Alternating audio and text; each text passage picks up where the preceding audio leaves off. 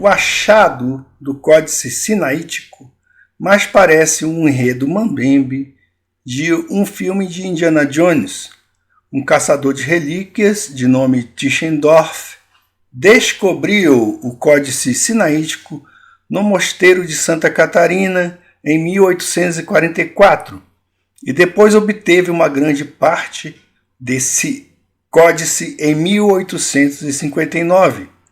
Na verdade, Konstantin Tischendorf nada descobriu, pois fazia parte de uma trama que um outro conspirador chamado Constantine Simonides confirmou ter participado. Esta é a saga de Constantin e Constantine. Meu nome é PB Lemos Filho e você está no canal Escatológico.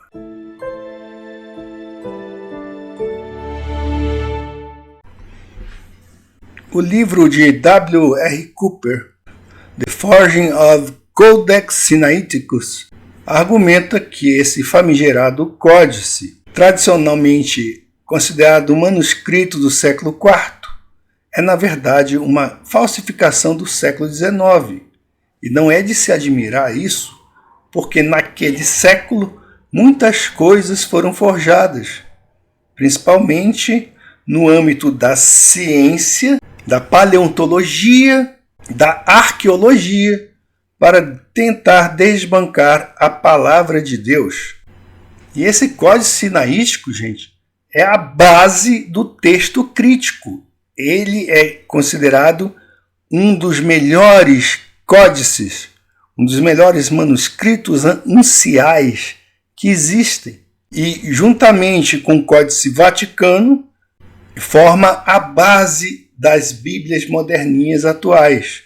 NVI, Nova Almeida atualizada, NVT, King James atualizada, e também da inútil Bíblia, a pior tradução que existe, que é a Bíblia das Testemunhas de Jeová. Entretanto, há evidência de que tudo não passou de uma falsificação. Tá? O Códice Sinaítico foi totalmente forjado. E foi forjado por quem? Por um sujeito chamado Constantin Simonides. E por incrível que pareça, posteriormente foi promovido como um manuscrito antigo por Konstantin von Tischendorf. Konstantin von Tischendorf. Nós colocamos aí a saga de Constantin e Constantine.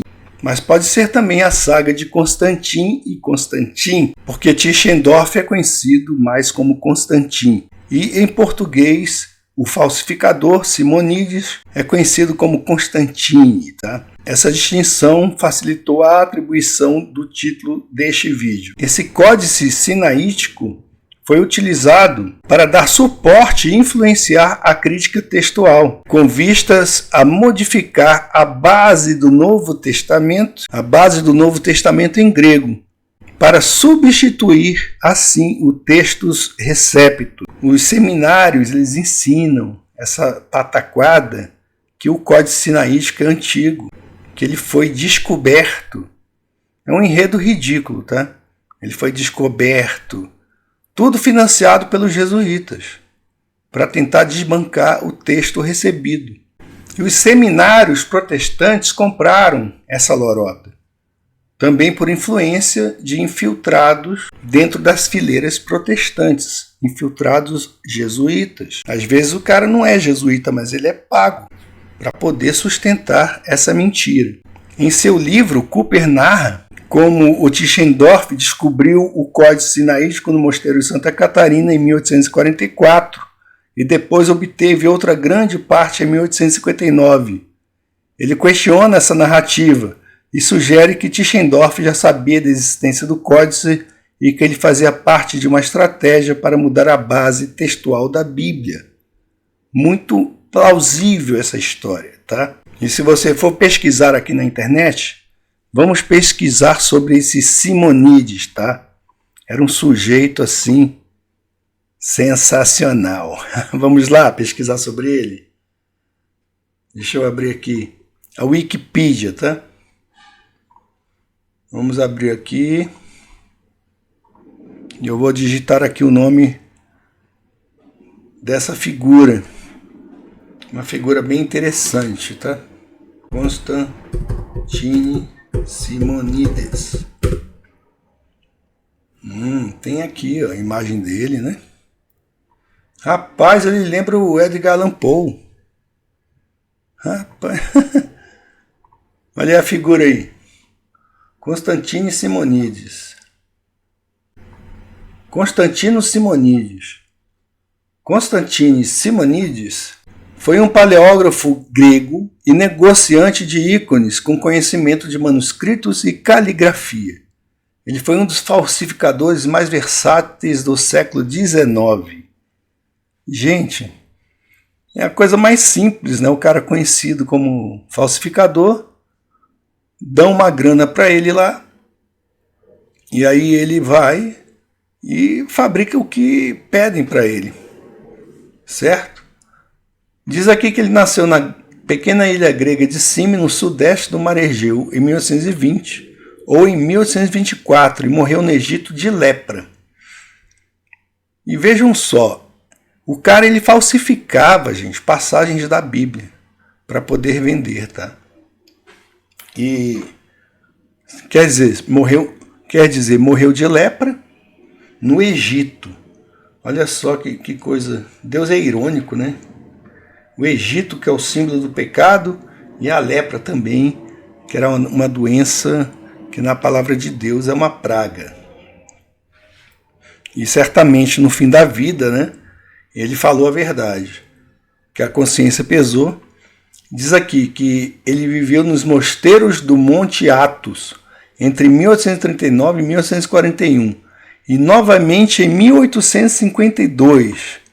E vejam só que o outro Constantine, ele achou uma parte do Códice Sinaítico em 1859. E em 1844 ele descobriu esse códice, né? Vemos aqui, ó, 1841, ele vivia nesse mosteiro aí. E ele produzia, e ele também produzia e produziu muitos manuscritos atribuídos aos períodos helenístico e bizantino inicial. Ele supostamente falsificou vários documentos e manuscritos. Supostamente, né? O cara falsificou mesmo, aí está aqui supostamente. E alegou que eram os originais do Evangelho de Marcos, bem como manuscritos originais de poemas de Homero. Ele vendeu alguns desses manuscritos ao rei da Grécia. Estudiosos gregos expuseram que alguns alegaram ser falsificações. Rapidamente, ele deixou a Grécia e viajou de país para país com seus manuscritos. Ele visitou a Inglaterra entre 1853 e 1855. Vamos ver as coincidências aí, tá? E outros países europeus, e sua atividade literária foi extraordinária. Algumas de suas obras foram publicadas em Moscou, Odessa, na Inglaterra e na Alemanha. Ele também escreveu muitas outras obras que nunca foram publicadas. Era prolífico.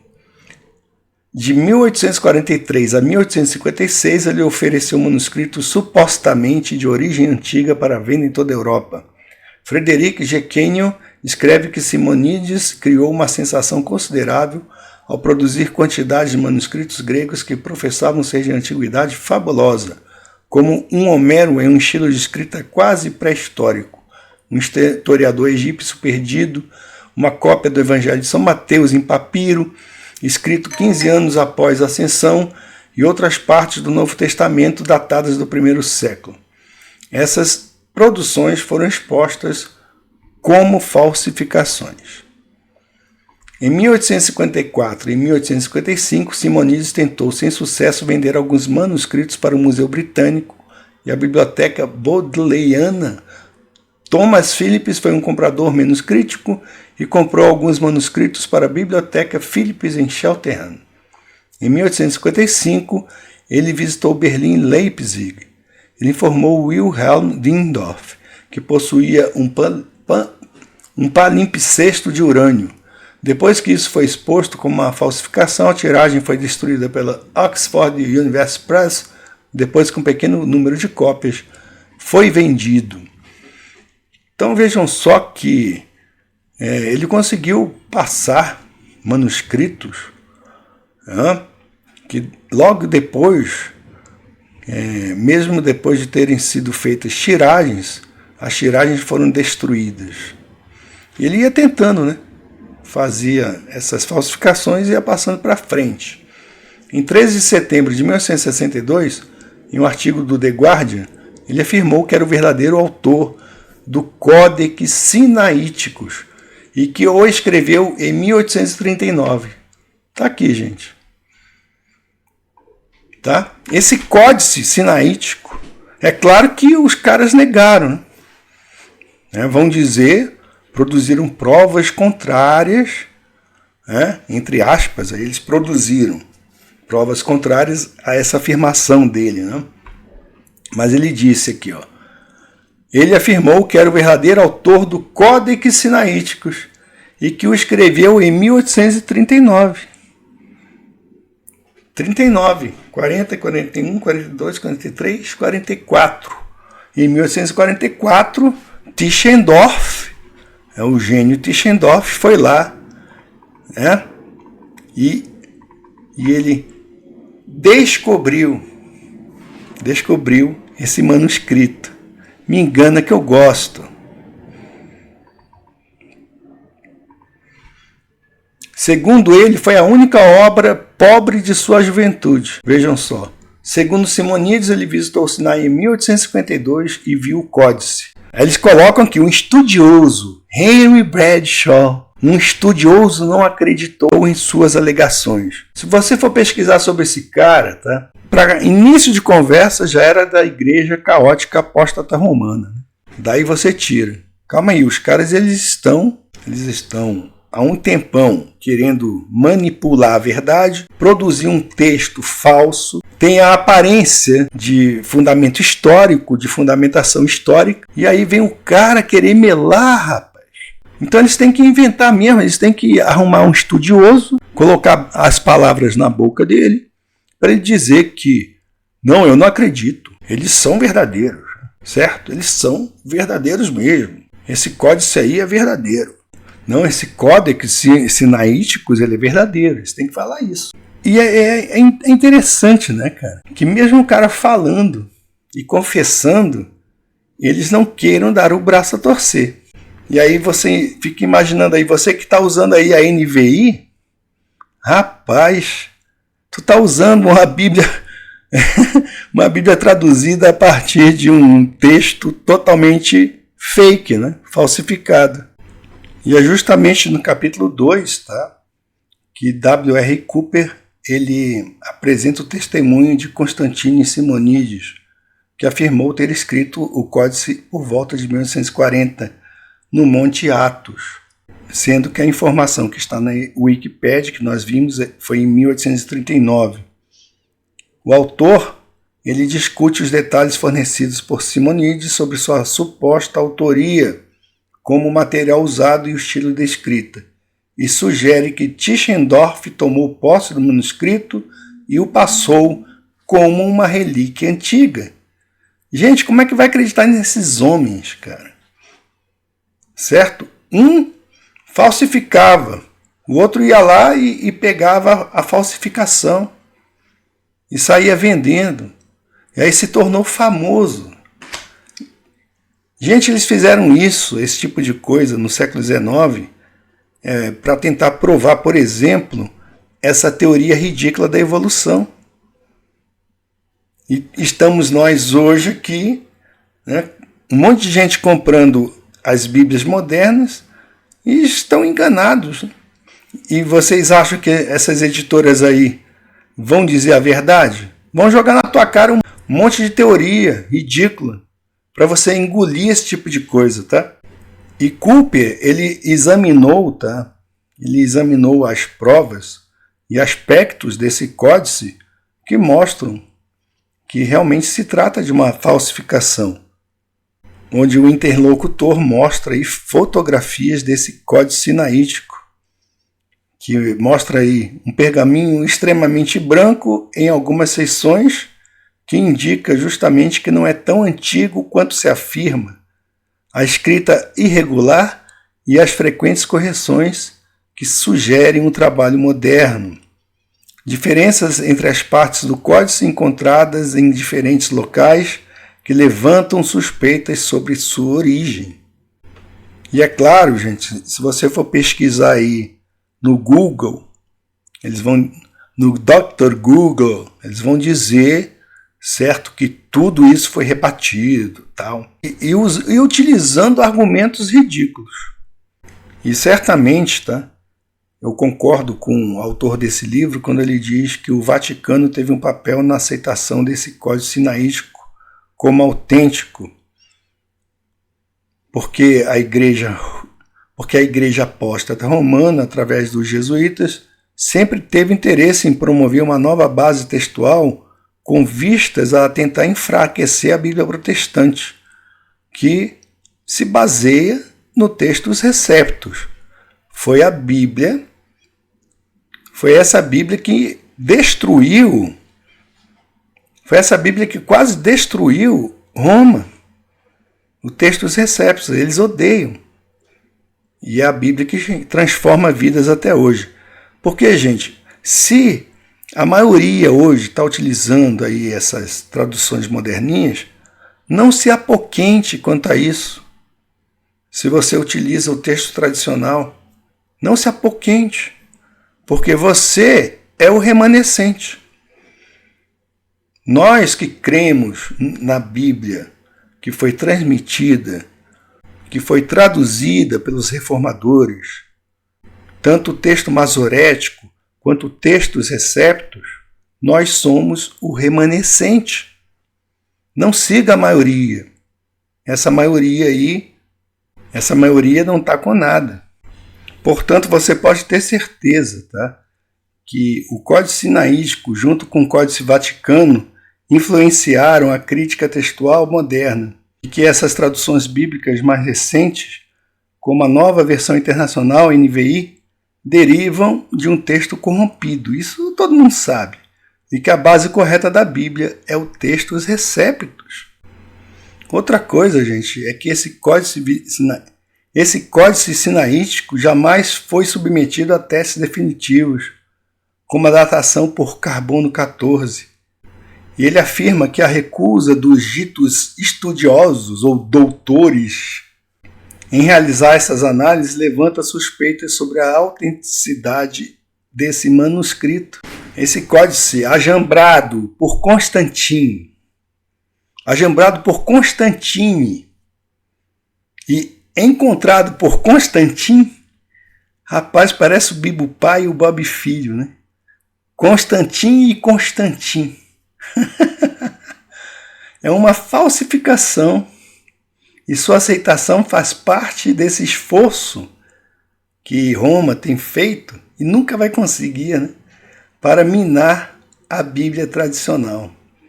Então vocês aí desconfiem daqueles que defendem esse texto ridículo, tá? O texto crítico, porque ele provém de uma grande falsificação. E uma coisa engraçada, pessoal, é que os caras que querem defender essa lorota aí, é uma das evidências que eles dizem que é evidência a favor da autenticidade desse códice sinaítico, é que a antiguidade desse códice pode ser atestada pela descoberta, certo, de fragmentos do códice que teriam sido reutilizados em encadernações de livros do século XVIII. Como assim? Eu posso pegar um livro do século XVIII, foi feito no século XVIII, e aí fazer uma nova encadernação e colocar essa porcaria desse códice, encadernar o livro antigo com partes do códice. E isso aí, é isso que eles utilizam, é esse argumento que eles utilizam para dizer que esse códice é autêntico. Que lixo! Se fosse autêntico, fosse uma coisa perfeita, né, que estava sendo preservado para as futuras gerações, eles iam utilizar, cortar e utilizar pedaços para encadernar livro. O negócio aí tá feio, viu?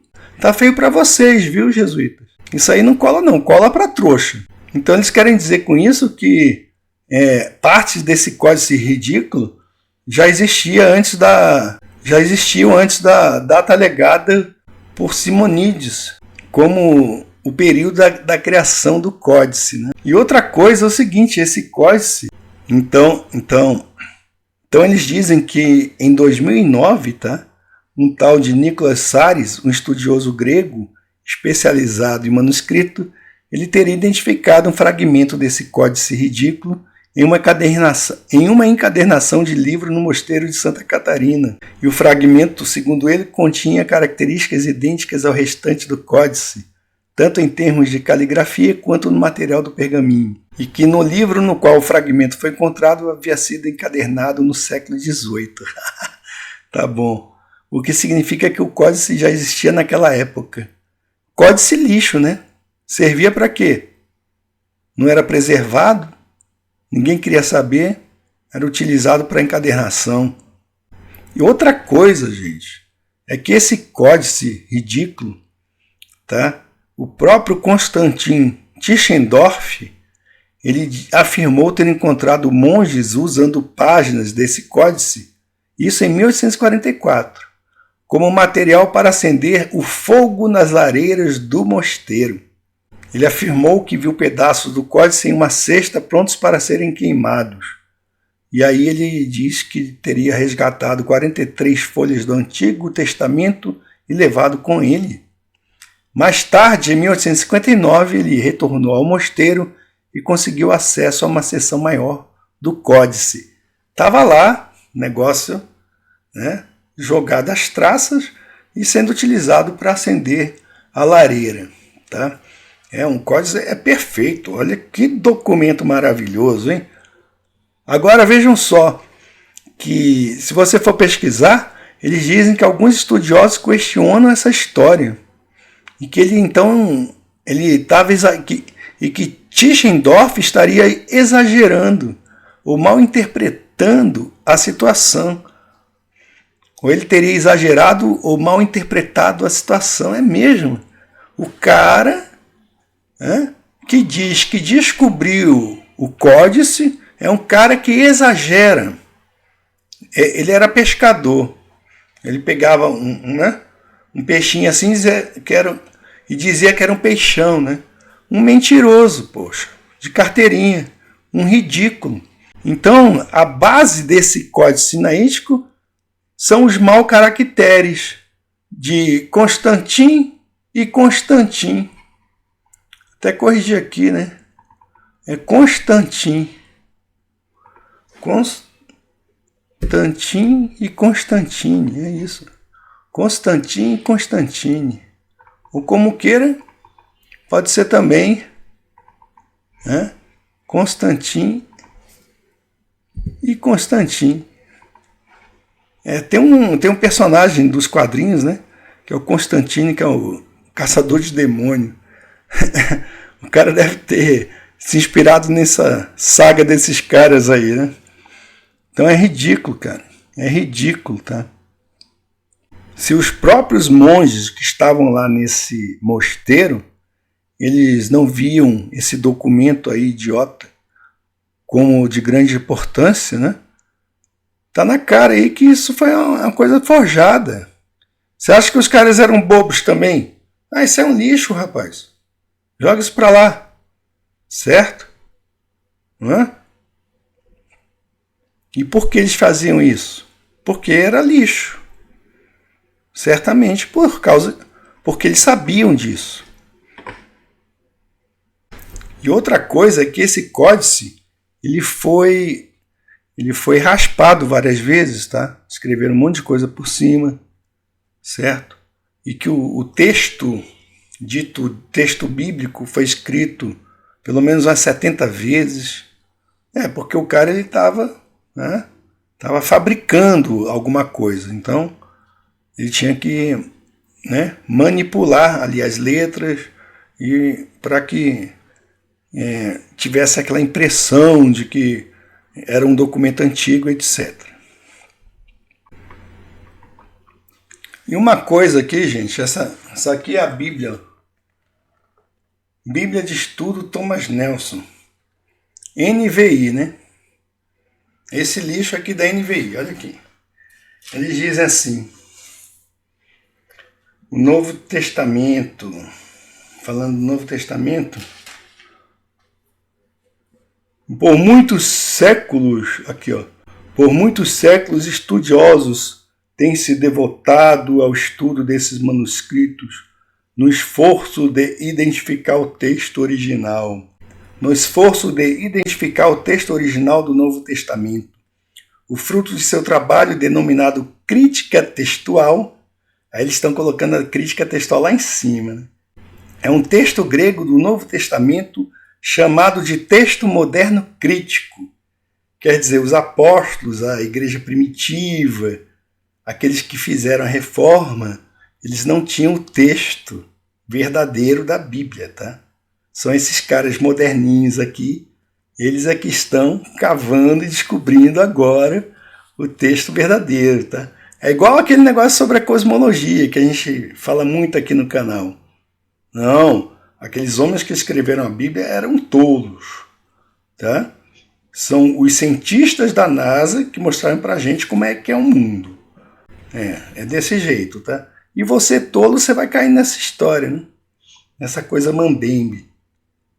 Eles falam aqui, ó, é um texto grego do Novo Testamento chamado de texto moderno crítico, próximo, sem dúvida, do que os autores bíblicos escreveram originalmente. A quantidade enorme de evidências, origens documentais de diversas partes do mundo e sua datação relativamente precoce são fatores que nos levam a ter confiança de que, ao manusear o texto, estamos lendo as palavras que o próprio Deus inspirou seus autores a registrar. Mas a gente já tinha a palavra de Deus antes dessa coisa ridícula de crítica textual. Boa parte das traduções modernas, por isso que eu não quero saber delas, da Bíblia, como a NVI, trabalham a partir desse texto reconstruído. Olha aí, eles reconstruíram, fizeram tudo de novo. Deus criou, Deus inspirou, mas aí veio o homem e refez. Reconstruiu. Primeiro eles tiveram que destruir, para depois reconstruir, né? É isso. Ordo habitual, a ordem através do caos, né? Boa parte das traduções modernas da Bíblia, como a NVI, trabalham a partir desse texto reconstruído, usando notas de rodapé para assinalar lugares em que pode ser, de algum modo, incerto. Deus deu para nós um texto incerto. Olha a dúvida do demônio aqui. A dúvida de Satã. Deus nos deu um texto incerto. Eles vão descobrir o que é o certo. Estão aí tirando, modificando, fazendo um bando de bobagem, né? Eu quero mostrar aqui para vocês, gente. Aproveitar esse vídeo. Aqui, ó. Essa obra aqui é muito boa, né? The Doctored New Testament, né? Ou, mais especificamente, o Novo Testamento feito pelos doutores Westcott Hort, né?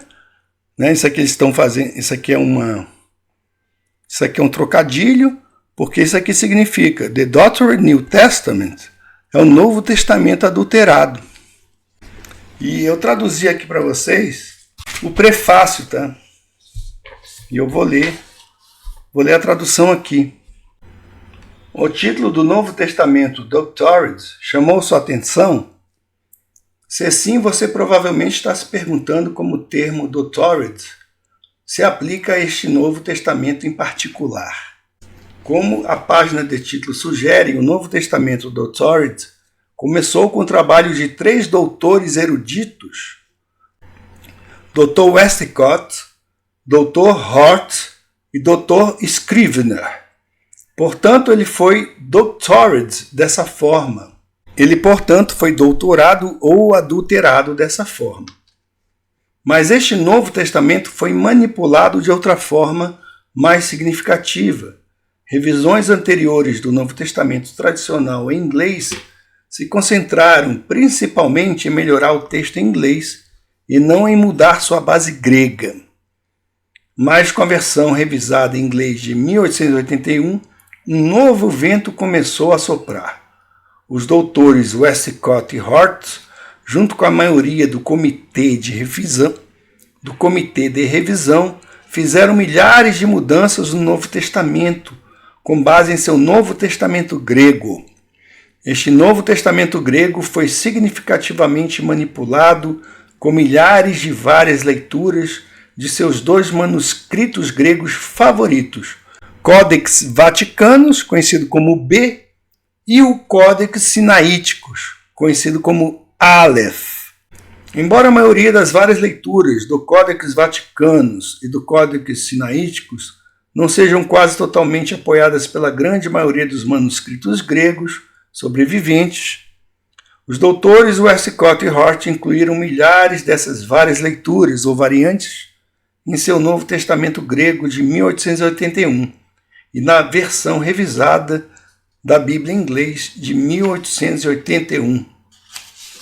Os Códex Vaticanos e Códex Sinaíticos de fato podem ser alguns dos mais antigos manuscritos sobreviventes do Novo Testamento, sendo, como eu disse aqui, os Sinaíticos é uma fraude total, não é? Como curiosidades antigas, portanto, eles merecem um lugar seguro em um museu de artefatos antigos, mas a antiguidade por si só não torna necessariamente uma testemunha melhor. Na crítica textual, assim como em um tribunal, é melhor levar as testemunhas uma de cada vez. E é melhor julgar a veracidade de cada testemunha por exame direto e por interrogatório cruzado. Assim como em um tribunal, um juiz e um júri devem se esforçar para ser tão imparciais e imparciais quanto for humanamente possível. Assim deve ser ao avaliar manuscritos gregos. Não deve haver respeito de pessoas ou manuscritos no julgamento. Ninguém deve favorecer o manuscrito de Evelino rico e elegante e desprezar o pobre esfarrapado de papiro com base apenas na aparência.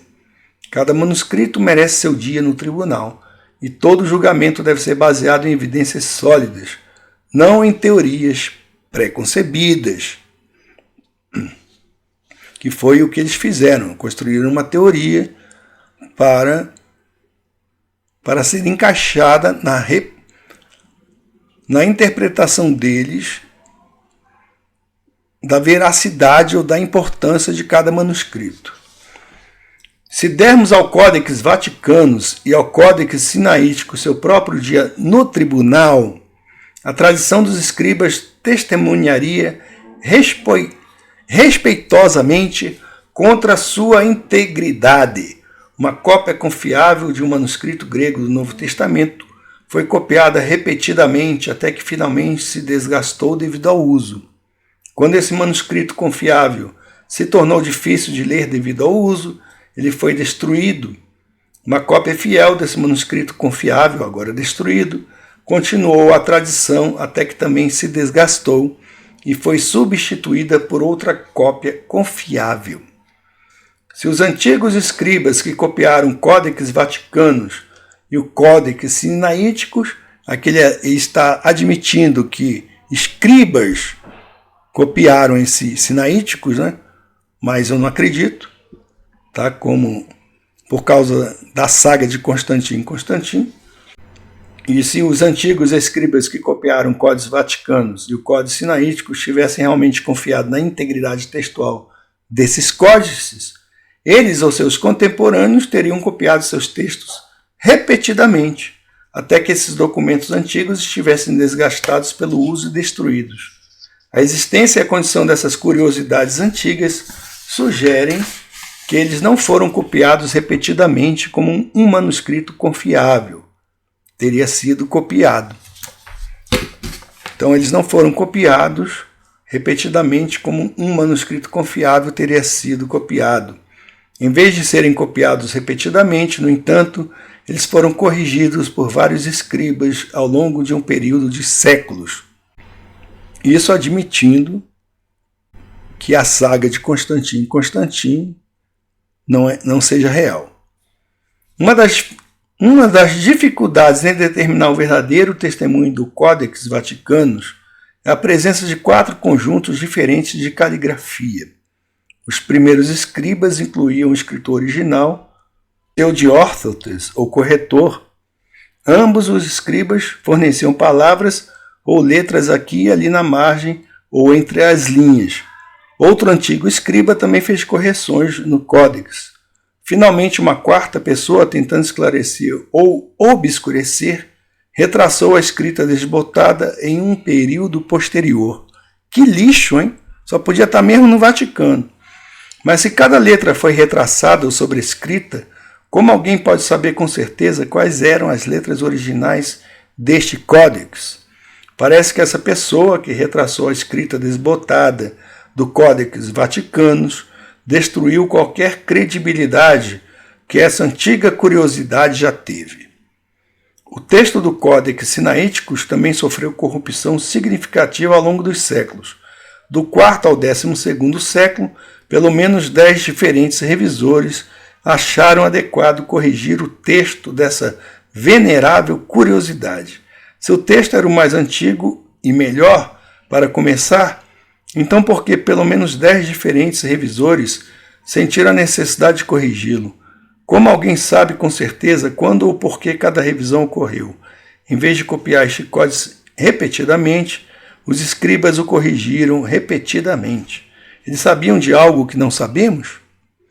Devido ao grande número de erros óbvios de escrita em seus 2 manuscritos favoritos, até mesmo o Dr. Hort teve que admitir que o copista do Codex Vaticanus não atingiu de forma alguma um alto padrão de precisão. Isso os tradutores aí da NVI não vão falar para você, tá? Nem os tradutores dessas bíblias moderninhas. Hort ainda admitiu que o Codex Sinaíticos é reconhecido por todos os lados como sendo pior do que o Codex Vaticanus em todos os sentidos. Essas palavras dificilmente soam como uma defesa retumbante da integridade textual desses veneráveis códices. Se uma leitura diversa do Codex Vaticanus ou Codex Sinaíticos não tinha suporte significativo de outros manuscritos gregos, como o Dr. Hort distinguiu leituras que eram erros de escriba de leituras que eram um texto verdadeiro. Do Codex Vaticanus e do Codex Sinaíticos, o reitor John William Burgon escreveu que o texto desses 2 códices é quase o mais sujo que existe. Na revisão revisada, Burgon comparou o Codex Vaticanus ao texto recebido dos Evangelhos. De acordo com sua contagem, ele omitiu 2.877 ou mais palavras, adicionou 536 palavras, substituiu 935 palavras, transpôs 2.098 palavras e modificou 1.132 palavras. Mais de 7.578 palavras foram afetadas por essas mudanças nos evangelhos. Burgon também comparou o Codex Sinaíticos ao texto recebido dos evangelhos. De acordo com sua contagem, ele omitiu 3.455 palavras, adicionou 839 palavras, substituiu 1.114 palavras, transpôs 2.299 palavras e modificou 1.265 palavras. Essas mudanças nos evangelhos afetaram 8.972 palavras no total. Mas esses manuscritos mais antigos e melhores, entre aspas aqui, não diferem apenas do texto recebido em milhares de lugares. Eles também diferem entre si mesmos em milhares de lugares. Tendo comparado tanto o Codex Vaticanus quanto o Codex Sinaíticos, Burgon concluiu: é de fato mais fácil encontrar 2 versos consecutivos nos quais esses 2 manuscritos diferem do que 2 versos consecutivos nos quais eles concordam inteiramente. Em seu Codex Vaticanus de 1924 páginas e seus aliados, Hermann Rosquier demonstrou que mais de 3.000 diferenças reais entre códex sinaíticos Aleph e códex vaticanos B são registradas somente nos evangelhos. Observe que Burgon e Rosquier estavam contando mudanças apenas nos evangelhos. Isso inclui Mateus, Marcos, Lucas e João, mas não Atos até Apocalipse. Se aproximarmos o comprimento total do Novo Testamento, dobrando a contagem de Bourbon, as contagens feitas por Burgon e Rosquier, o Códex Vaticanus poderia ter diferido do texto recebido em cerca de 15.156 palavras. O Códex Sinaíticos poderia ter diferido do texto recebido em cerca de 17.994 palavras. E os dois códices poderiam ter diferido entre si em cerca de 6.000 lugares. Uau! Em um tribunal, quantas discrepâncias são necessárias antes que uma testemunha seja acusada com sucesso? 2 ou 3 são suficientes? Que tal 7.000 ou 20.000 ou mais? Você confiaria em um par de testemunhas que foram pegas mentindo mais de 15.000 vezes para seus vizinhos e que foram pegas mentindo mais de 6.000 vezes uma para a outra? Como membro de um júri, você depositaria alguma confiança na precisão de um estenógrafo do tribunal que cometeu mais de 15.000 erros conhecidos ao registrar o depoimento de apenas uma testemunha? E se essa testemunha estivesse morta, como você poderia determinar exatamente o que essa testemunha realmente disse? Como você saberia em qual parte da transcrição você poderia confiar, em qual parte você não poderia confiar? Quer você compartilhe ou não a confiança de Westcott e Hort no Códex Vaticanus e no Códex Sinaíticos, um fato ainda permanece. Eles introduziram milhares de mudanças no texto existente do Novo Testamento grego e no texto da Bíblia tradicional inglês. O Novo Testamento corrompido, adulterado, doutorado, foi criado para ajudar você a descobrir e entender em inglês o número e a natureza dessas mudanças. Mas e quanto a F.H.A. Scrivener? Ele também não adotou o Novo Testamento grego?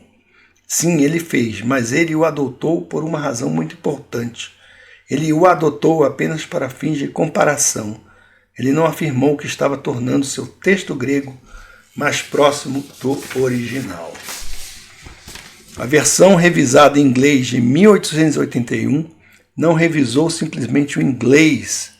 Sob a liderança de Westcott e Hort, ela revisou a base grega também. Quando o Novo Testamento grego de Westcott e Hort foi publicado em 1881, as pessoas poderiam comparar a versão revisada com sua base textual grega. Elas podiam comparar o inglês da King James com o inglês da versão revisada. Mas elas não podiam comparar efetivamente a King James com sua base textual grega, ou comparar a base textual grega da versão revisada com a base textual grega da King James. Por que isso aconteceu? O Dr. Scrivener respondeu esta pergunta. A versão autorizada não foi uma tradução de nenhum texto grego então existente. Nenhum texto grego com a intenção de reproduzir de qualquer forma o original da versão autorizada foi impresso. Ele explicou que a natureza composta da versão autorizada foi causada por revisões sucessivas da tradução de Tyndale.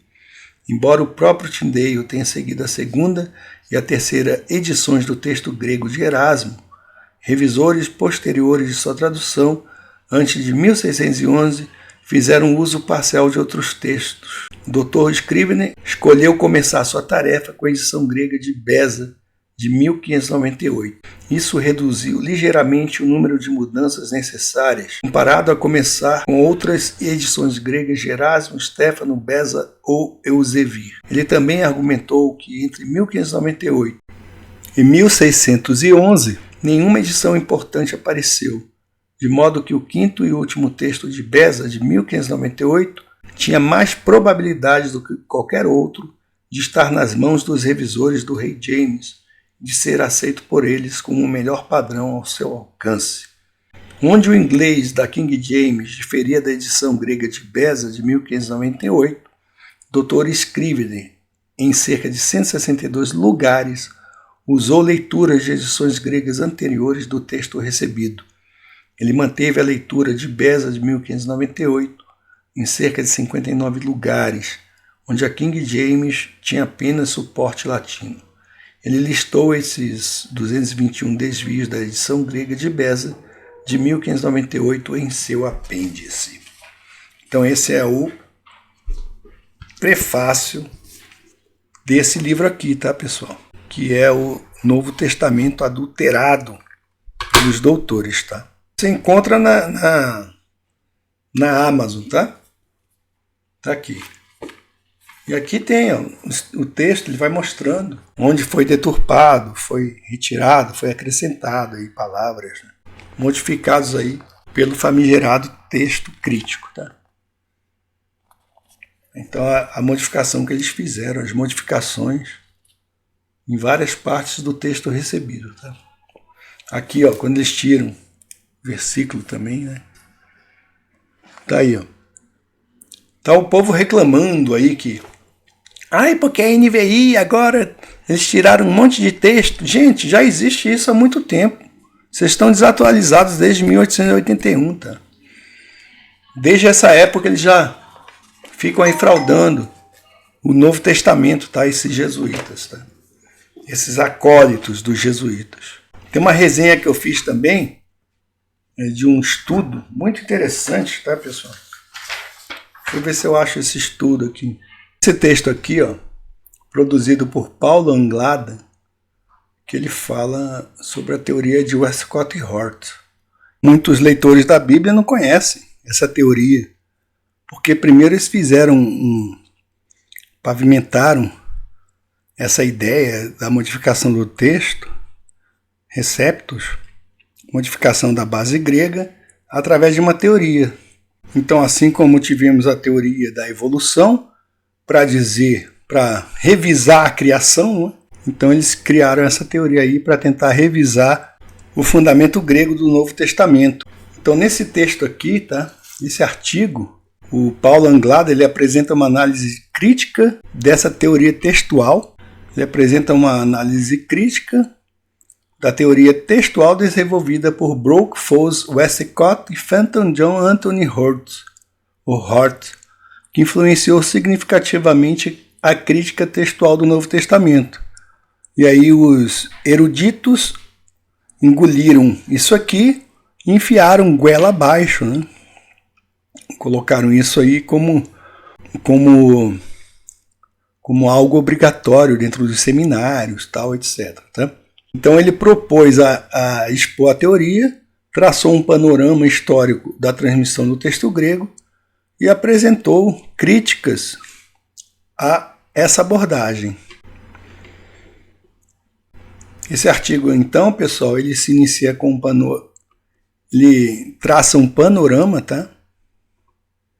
Esse artigo aqui, ele traça um panorama das principais edições do texto grego do Novo Testamento, destaca a predominância do texto receptos e a sua substituição gradativa pelos textos chamados ecléticos, misturados, especialmente o de Nestle Aland, que é especialmente o de Nestle Aland e o da United Bible Societies. Nós temos aqui esses textos todos. Esse aqui, ó, variantes textuais do Novo Testamento, certo? Temos aqui o Novo Testamentum Grace. Temos esse aqui, que é o mesmo, né? Só que esse aqui, ele tem margem. Tem introdução em português e margens para anotação, né? São dois textos críticos, tá, pessoal? São os principais. Que é The Greek New Testament, essa aqui é a quarta revisão. A mesma quarta revisão com introdução em português. E esse outro de Nestle, tá? Nestle Aland. E esse livro aqui é Análise e Avaliação do Aparato Crítico do Novo Testamento Grego. e traça um panorama das principais edições do texto grego do Novo Testamento. São 3 períodos, portanto, históricos que abarcam o texto grego impresso, tá? Período não crítico, que vai de 1514 a 1678, que é o período de aceitação do texto receptus, baseados na maioria dos manuscritos bizantinos. E esses manuscritos é que possuem a maior testemunha da sua tradição, tá? O período pré-crítico de 1675 a 1831, que é a acumulação de evidências textuais que puseram em dúvida os textos receptos. E aí já falamos, né? Justamente aí desse códice sinaítico, que na minha percepção é uma fraude completa. E o período crítico, que vai de 1831 até hoje, que é a ascensão do método eclético, que favorece manuscritos mais antigos, mas em muito menor quantidade. A teoria de Westcott e Hort, segundo nos mostra esse texto aqui, é baseada no seguinte, tá? Eles desenvolveram um método baseado na ideia de que um texto do Novo Testamento deveria ser tratado como qualquer outro texto antigo, aplicando-se os mesmos princípios da crítica textual clássica. Então eles não tinham a percepção de que o Novo Testamento é palavra de Deus, tá? É inspirado por Deus. E os pilares dessa teoria incluem a evidência interna, que a escolha da leitura mais provável se baseia na coesão estilística e na dificuldade do texto. A conflação, eles consideram o texto bizantino como uma fusão de variantes anteriores e, portanto, secundário. Eles falam de uma recensão de Luciano. Também existe a genealogia dos manuscritos. Eles fazem menção de uma recensão de Luciano. Tá? Outro pilar é a genealogia dos manuscritos, um argumento que caiu por terra, tá? Porque eles argumentam que a maioria dos manuscritos bizantinos deriva de uma recensão tardia e não de uma transmissão fiel. Quer dizer que o texto teria sido revisado e aí eles aglutinaram texto daqui, texto dali, fizeram uma colagem, tá? Então, coloca em dúvida tudo o que nós sabemos que é real, né? Que Deus preservou a sua palavra. Essa recensão de Luciano, eles propõem que o texto bizantino teria sido editado no século IV, tornando-se então o texto padrão da Igreja Oriental. O autor do artigo ele apresenta as seguintes críticas, tá? Fundamentadas por estudiosos que discordam da teoria de Westcott e Hort. E são muitos. Se você for pesquisar, você vai saber. Só que os caras escondem isso de você. Você não vai ver no prefácio dessas Bíblias, Thomas Nelson, Bíblia de Estudo, você não vai ver nada disso. Tá? Que isso não foi aceito por unanimidade. Tá? A suposição fundamental deles, de Westcott e Hort, segundo esse artigo, é falha. A ideia de que não houve alterações maliciosas no texto é contestada por evidências históricas de corrupção deliberada, que realmente havia corrupção de textos. E um dos textos corrompidos, pelo menos, é o Códice Vaticano, e o outro, né, que é uma fraude, o Códice Sinaítico, como nós vimos aqui. Método de evidências internas contraditório.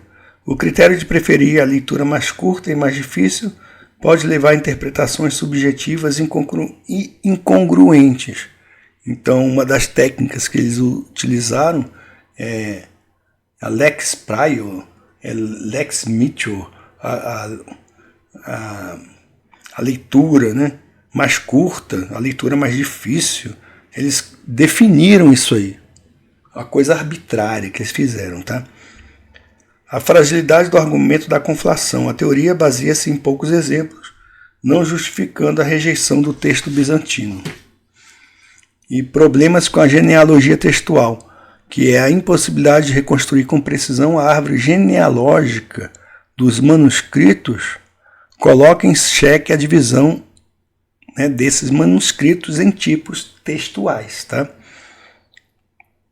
É tipo o que eles fazem.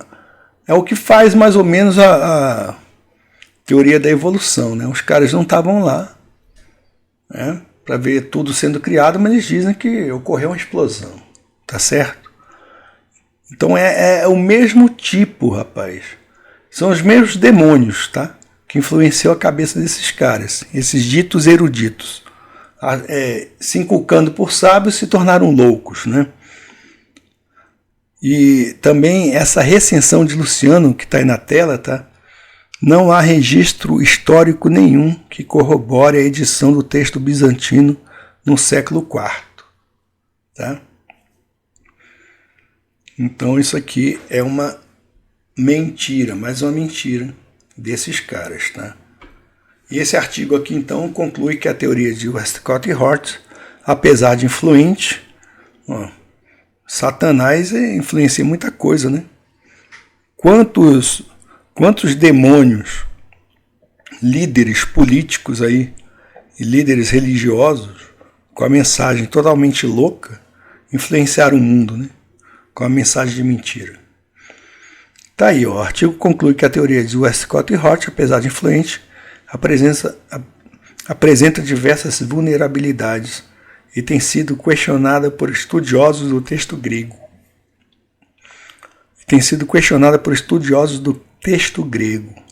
Tenho aqui muitos textos, livros sobre esse tema, tá? O autor argumenta que o texto majoritário possui maior respaldo histórico e deveria ser reconsiderado como uma alternativa viável ao texto crítico. Esse texto majoritário também é problemático, tá? Eu tenho aqui um texto majoritário em português interlinear e também adultera diversas passagens.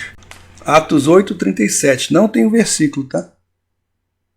Então esse texto majoritário é lixo também, tá, pessoal? Esse texto aqui é importante, tá?